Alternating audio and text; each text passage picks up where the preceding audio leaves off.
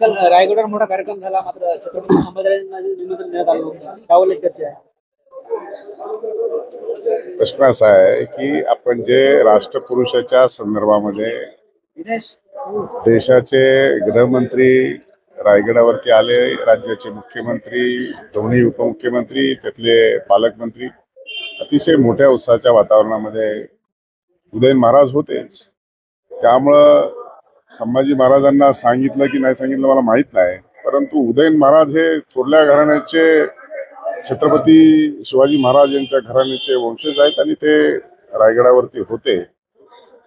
मला वाटतं की त्या संदर्भामध्ये आता मीडिया ट्रायल करण्याची कोणतीही आवश्यकता नाही. त्यामुळं त्या छत्रपती शिवाजी महाराज हे तुमचं आमचं सर्वांचं दैवत आहे, त्या दृष्टिकोनातून त्याकडे पाहिलं पाहिजे. उद्धव ठाकरे गटाने आजपासून मराठीची पाठशाला सुरू केली. जे परप्रांतीय यांना मराठी येते त्यांना मराठीचे धडे देत आहेत. मनसेने विरोध केल्यानंतर आता त्यांनी हे सुरू केलं.